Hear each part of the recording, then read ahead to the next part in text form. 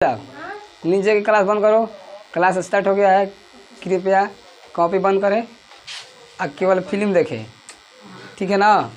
हाँ, केवल फिल्म देख कर कमेंट करें। कमेंट क्या करना है, जब कमेंट करवाएंगे वही करना है, जितना बोलेंगे उतना बोलना है बस। आप पूछ रहे हैं कल क्या पढ़ाए थे, कौन में जान नहीं है का जी, तो बोलो चिल्लाओ। कल क्या पढ़ाए थे जी, हाँ जठर ग्रंथि क्या पढ़ाए थे। जठर ग्रंथि कितने कोशिकाओं से मिलकर बनी होती है, कौन कौन। श्लेष्मा या म्यूकस कोशिकाएं, फिर अम्लजन कोशिकाएं या जाइमोजिन कोशिकाएं, इन तीनों से मिलकर बनी है कौन सी, जठर ग्रंथि। इनमें से किस कोशिका से हाइड्रोक्लोरिक एसिड स्रावित होता है, अम्लजन कोशिका से। आपसे प्रश्न पूछेगा कि HCl हाइड्रोक्लोरिक एसिड क्या है, इसका पाचन में क्या महत्व है, तो क्या लिखोगे।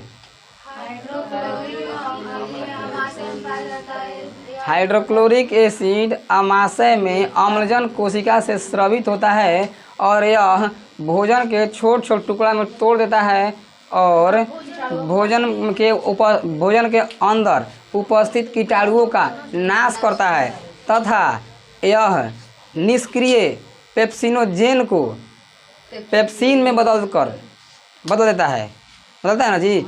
इस सब का है HCl अम्ल का कार्य, क्या है HCl हाइड्रोक्लोरिक एसिड का। इतना ही लिख देना है, आपको दोनों मिल जाएगा। और ये प्रश्न बड़ी पूछता है एग्जाम में कि हाइड्रोक्लोरिक एसिड क्या है, इसका पाचन में क्या महत्व है, तो यही लिखना है, ठीक है ना। पहले बताएंगे क्या होता है, इसके बाद पहले बताए थे। अब देखो, अगर पहले बता दिए मुख्य गुहा के बारे में बताए हैं, अमाशय के बारे में बताए हैं, बताए ना, तो बढ़िया से एकदम अच्छे से उसको याद करना। याद ना रहेगा तो फिर 1% फायदा ना होगा एग्जाम में। तो कृपया पढ़े कम, याद करे ज़्यादा, रिविजिंग करे ज़्यादा, ठीक ना। क्योंकि रिविजिंग ही ओरिजिनल पढ़ाई होता है। यहाँ पर आप लोग बैठ के आए हैं पढ़ने के लिए, तो यहाँ पर हम पढ़ाएंगे, यहाँ पर आपका कोई फायदा नहीं होने वाला। बस हम आपको बताएंगे भाई क्या है, क्या है, क्या है। खूब से खूब करेंगे तो याद करवा देंगे रटवा के, लेकिन ज़्यादा अब आपको फ़ायदा लेना है तो आपको घर पर जा करके बढ़िया से उसको बार बार एक बार पढ़ना है। अब पता बा लड़का क्या करता है कि क्या पढ़े, हमको तो याद है। अब मान के चलो कोनो लड़का क्लास में याद होता है ना, याद है, तो जब याद हो जाएगा क्लास में जाएगा घर क्या करेगा, तो कौची पढ़े, हमको तो याद है। देखो याद है वो सही बात बा, लेकिन स्टूडेंट का सबसे बड़ा का फर्ज यही होता है कि याद है फिर भी उसको क्या करो, रिपीट करो, रिविजिंग करो बार बार। तब तो आज की क्लास में हम लोग पढ़ेंगे। अब इसके बाद देखो अमाशय में पाचन हो गया था कि नहीं हो गया था, अमाशय में पूरा देख लिए थे। और बताए थे कि अमाशय में इन सब के अलावा वसा का भी पाचन होता है। कौन करता है वसा का पाचन, लाइपेज। कौन करता है, गैस्ट्रिक लाइपेज। कौन करता है जी, गैस्ट्रिक लाइपेज वसा का पाचन करता है। कोई दिक्कत। चलो अब हम लोग समझते हैं कि अब भोजन कहाँ जाता है, छोटी आंत में। अब भोजन कहाँ जाता है, छोटी आंत में। अब एक बात समझना, जब हमारा भोजन अमाशय में पूरा कंप्लीट क्रिया होता है, थोड़ा सा अब आगे स्टार्ट करते हैं कि जब भोजन जैसे में मुंह में भोजन था, अब मुंह में पूरा क्रिया हो गया तो उसको बोलेंगे बोलस। क्या बोले, बोलस। क्या बोले थे, बोलस। अब जब हमारा अमाशय में बोलस आया, अब इस बोलस के साथ बहुत सारे क्रिया माने HCl अम्ल थुर कुछ किया, ओकरा में से जठर ग्रंथि से रेनिन निकला, पेप्सिन निकला, पूरा मतलब भरा गया, एकदम पूरा कहानी खत्म हो गया। अमाशय में जब पूरा क्रिया होने के बाद अब उसको हम क्या बोलेंगे, काइम बोलेंगे। नहीं काइल नहीं, काइम बोलेंगे। क्या बोलेंगे, अब अमाशय में जब पूरा क्रिया है उसका बोलेंगे काइम। क्या बोलेंगे, काइम, ठीक ना। तो याद रखिए कौन सी बोलेंगे जी, काइम। क्या बोलेंगे, काइम। ये कहाँ बोलते हैं, पहले हम लिख देते हैं पूरा। देखो मुंह में होता था, देखो थैया में होता है, थाली में, तो बोलेंगे कौन सी, भोजन। और जब मुंह में भोजन जा करके कुचा गया, लेभरा गया लार के साथ, एकदम पूरा बढ़िया से सना होना गया एकदम अच्छा से, जब घोटने लायक हो गया, लिवर करने लगा, तब उसको क्या बोलेंगे, बोलस। क्या बोलेंगे, बोलस।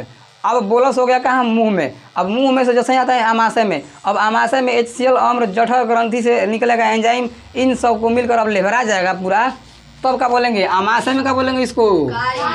काइम। काइम क्या बोलेंगे? काइम। अमाशय में क्या बोलेंगे? काइम। और जब अमाशय में माने पूरा क्रिया होने के बाद बोलेंगे काइम। अब अमाशय से निकल के कहाँ जाएगा? छोटी आंत में। कहाँ प्रवेश करेगा? छोटी आंत में। और जब छोटी आंत में जाएगा, अब छोटी आंत से भी अनेकों प्रकार के एंजाइम निकलेंगे। और जब छोटी आंत में पूरा क्रिया होकर के बराबर जाएगा बढ़िया से, तब उसको छोटे से बोलेंगे काइल। क्या बोलेंगे? काइल। क्या होगा? काइल। समझा गई? तो काइल ही अब निकल जाता है शरीर से बाहर। ठीक ना?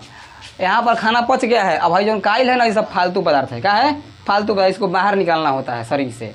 समझा गया ना? तो अब यहाँ तक तो ये भोजन के बारे में बताए हैं। अब हम लोग समझते हैं यहाँ तक। अब आज की क्लास में हम लोग पढ़ेंगे छोटी आंत। का पढ़ेंगे? छोटी आंत के बारे में। छोटी आंत को इंग्लिश में बोलते हैं स्मॉल इंटेस्टाइन। कौन चीज?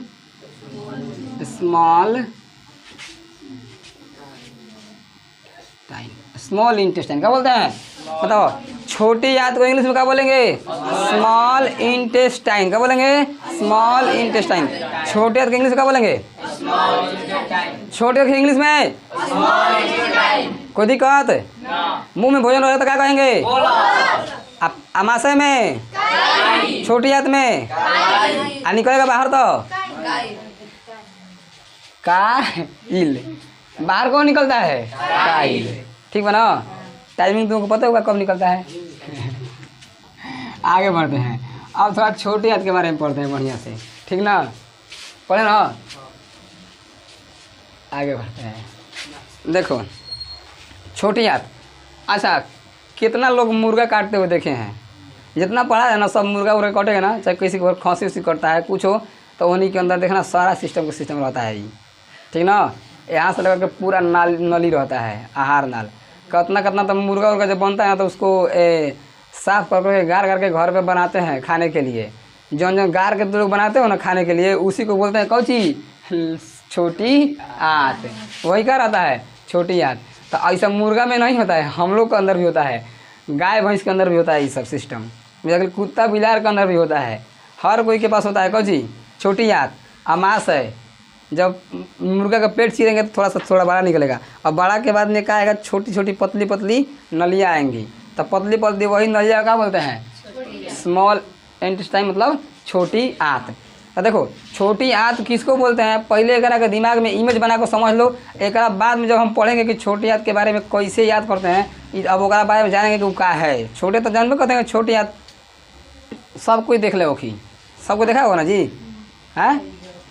बोलो सबको देखा है कि नहीं? आगे बढ़े ना। तो छोटी आंत के बारे में तो अब यहाँ समझते हैं। अब देखो याद करना है ना, तो हम तो देखबे कि छोटी आंत किसको बोलते हैं। ठीक ना? अमाशय के बाद जौन आता है उसको बोलेंगे छोटी आंत। अब छोटी आंत को पूरा बढ़िया से जानते हैं डिटेल में। देखो छोटी आंत आहार नाल का सबसे लंबा भाग है। छोटी आंत क्या है जी? आहार नाल का सबसे लंबा भाग क्या है? बोलो। आहार नाल का सबसे लंबा भाग। सबसे, हम गलती से लिखते हैं, सही है ना जी? सबसे, हाँ बोलो जी। लंबा भाग। बोलो छोटी आंत क्या है? छोटी आंत क्या है? आहार नाल के सबसे लंबा भाग। तो एग्जाम में पूछता है कि एक नंबरिया में कि आहार नाल का सबसे लंबा भाग कौन है? बोलो। छोटी आंत। आहार नाल का सबसे लंबा भाग? छोटी आंत। आहार नाल का सबसे लंबा भाग? छोटी आंत। छोटी आंत। अब तब जान गए हम लोग कि आहार नाल ये सबसे लंबा भाग है छोटी आंत का। भले एक नाम छोटी आंत, लेकिन क्या है? लंबा भाग। क्यों बताएं इसका लंबा होने का रीज़न क्या है? आखिर लंबा कहाँ है? देखो सारा पाचन छोटी आंत में होता है। ऊपर तो हुआ है, लेकिन अब बढ़िया से एकदम थुरा कुचा के अच्छा से एकदम पहुँचेगा कहाँ? छोटी आंत में। कहाँ पहुँचेगा? छोटी आंत में। तो अगर छोटी आंत की लंबाई नीनी खनी रहता तो चट देखिए निकल जाता। तो अगर वो कौन कहाँ से काम करेगा? इसीलिए छोटी आंत का लंबाई बहुत ही ज़्यादा होता है। आहार नल का सबसे ज़्यादा होता है लंबा के किसका? छोटी आंत। तो अब बोलो, तो अब हमारे मन में सवाल आएगा कि आखिर छोटी आंत आहार नल का सबसे लंबा भाग है, तो आखिर कितना है? तो इसकी लंबाई क्या लिखेंगे? इसकी लंबाई कितना है? 6 मीटर। तथा चौड़ाई, चौड़ाई कितना है 2.5 सेंटीमीटर। बहुत ठीक ना। तो बोलो, तो इसका लंबाई कितना होता है 6 मीटर, चौड़ाई 2.5 सेंटीमीटर। यह बेलन का रचना है। कैसा रचना है, इसकी रचना कैसी होती है? हाँ, इसकी रचना बेलनकार। और सर बेलनकार का होता है, देखो ऐसे ऐसे ऐसे कुंडली मार कर कुल बैठा आता है कौची छोटी हाथ पेट में, तो इतना अटेगा जी इतना लंबा, देख ना। बेलनकार मतलब एकदम इसी तरह से मैंने पूरा कुंडली मार के बैठा था, ऐसे लपेटी होती है। समझ आया कि नहीं समझ आया? बोला। तो आहार छोटी आंत क्या है, पहले वाला इसको बोल देंगे। छोटी आंत आहार नाल के सबसे लंबा भाग है, इसकी लंबाई 6 मीटर तथा चौड़ाई 2.5 सेंटीमीटर होती है। यह एक बेलनकार रचना है। कौन सी है?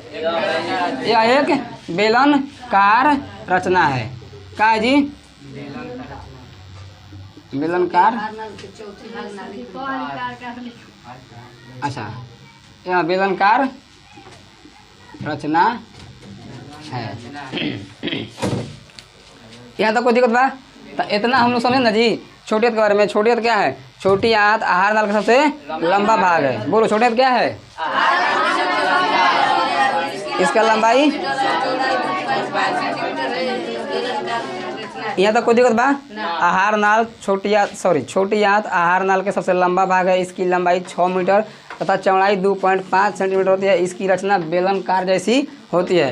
इसकी रचना कैसी होती है? बेलनकार जैसी होती है। अब देखो ध्यान से, ये क्या है ना कि इसको लंबा इसीलिए बनाया गया है कि सारा का सारा पाचन इसी में होता है। तो छोटी आंत में ही क्या होता है? पूर्ण पाचन होता है। कौन होता है? इसमें ही भोजन का पूर्ण पाचन। किसमें? छोटी आंत में ही क्या होता है? भोजन का पूर्ण पाचन होता है। क्या होता है? भोजन का पूर्ण पाचन। पूछता है आपसे ये सवाल परीक्षा में कि आहार नाल के किस भाग में पूर्ण पाचन होता है? बोला, आहार नाल के किस भाग में पूर्ण पाचन होता है? आहार नाल के किस भाग में पूर्ण पाचन होता है? छोटी आंत में। अब हम जगह भी बताएंगे कहाँ होता है, कोई दिक्कत? आहार नाल के किस भाग में पूर्ण पाचन होता है? छोटी आंत में। कोई दिक्कत बा? तो अब एक बार फिर से बोलो, आहार नाल क्या है, सॉरी छोटी आंत क्या है?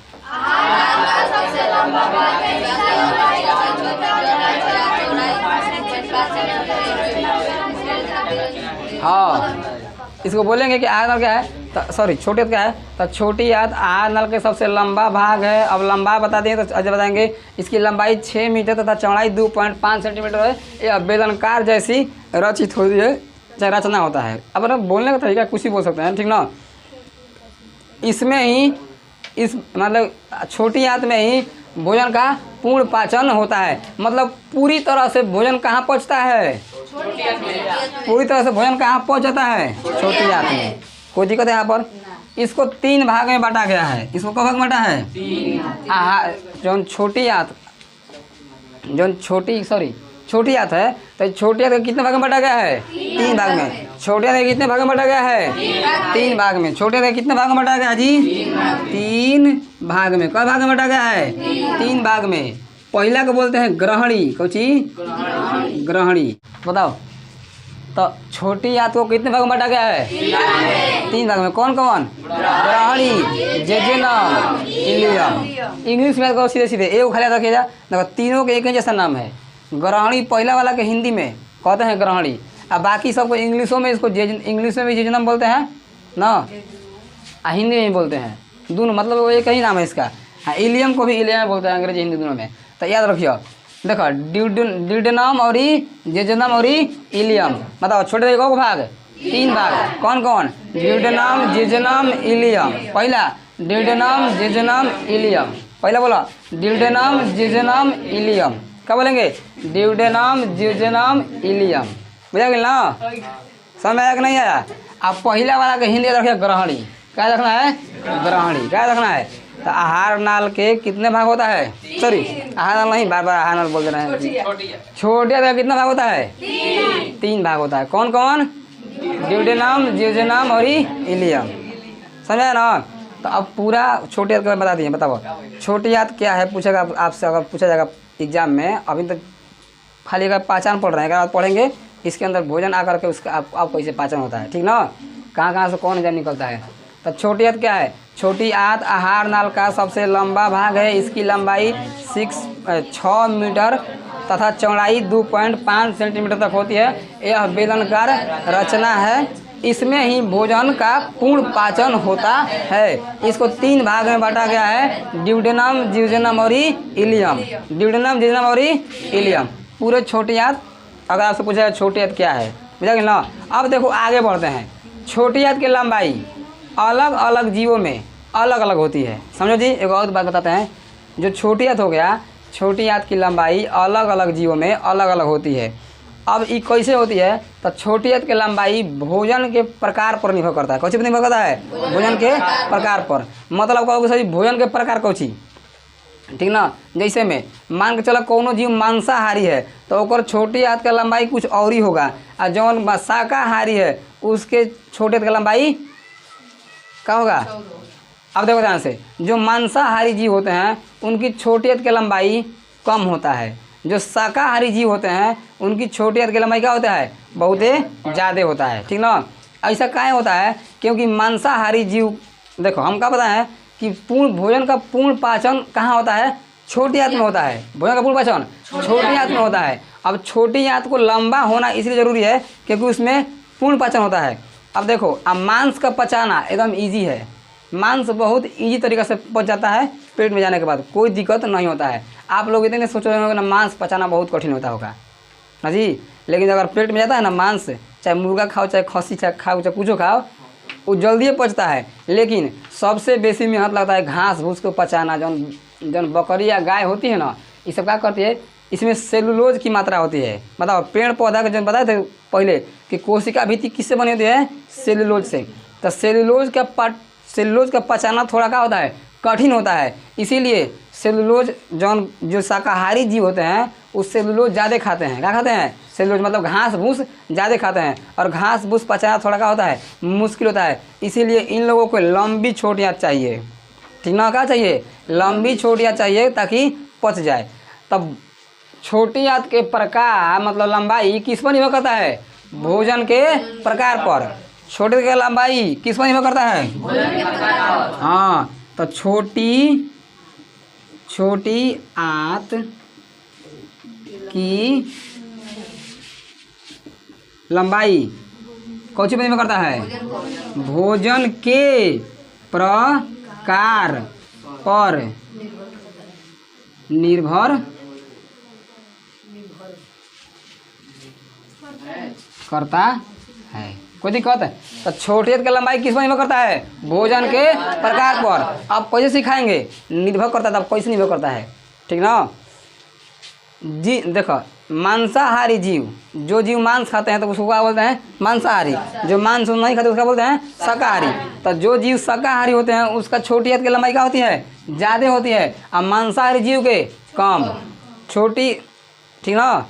समझ रहे हैं जी क्या बोल रहे हैं?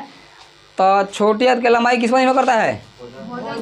भोजन के प्रकार पर। मांसाहारी जीव में छोटी आंत की लंबाई छोटी होती है, और शाकाहारी जीवों में छोटी आंत की लंबाई उनसे ज़्यादा। किससे ज़्यादा? मांसाहारी की तुलना में ज़्यादा होगा। तो हम लोग शाकाहारी हैं कि मांसाहारी हैं? मतलब शाकाहारी भी हैं, मांसाहारी भी हैं, ठीक ना। तो हम लोग मांसाहारी में जाएंगे। कौन सी में जाएंगे? मांसाहारी में। जो मांस नहीं खाता है पूरा उसको क्या बोलेंगे? शाकाहारी, ठीक ना। तो जो नहीं खाता वो शाकाहारी में आएगा, और जो मांस खाता है वो कहाँ आएगा? तो जौन जीव कभी भी मांस नहीं खाते हैं, ठीक ना, उसकी छोटी आंत की लंबाई क्या होगी? ज़्यादा। क्या होगी? ज़्यादा। और जो हमेशा मांस खाते हैं उनकी छोटी आंत की लंबाई छोटी होगी। कोई दिक्कत बा? क्यों होगा इसको पता है ना जी? इसका रीज़न क्या है? क्योंकि मांस को पचाना बहुत क्या होता है? ईजी होता है, और उसके लिए छोटी आंत भी होगी तो चल जाएगी। लेकिन जिसका शरीर मतलब जो शाकाहारी जीव होते हैं उनमें क्या होता है? उनमें शाकाहारी में सेलुलोज की मात्रा ज़्यादा होती है, और सेलुलोज इतना ईजी से नहीं पचता है। इसीलिए उनको क्या होता है? छोटी आंत की लंबाई ज़्यादा होता है। यहाँ तो कोई दिक्कत बा? तो आपको पूरा हम छोटे आंत के बारे में बता दिए। अब एक से आगे हम लोग समझेंगे। कल समझेंगे कि अब छोटे आंत में कैसे पाचन होता है। छोटी आंत में पूरा माने भोजन के साथ कौन कौन से एंजाइम लगता है, कौन कौन से। अब इसके आगे कल कहानी का समझेंगे। बाकी इतना का रखना है याद रखना है, ठीक ना। तब तक क्या करो, इसको उतार लो।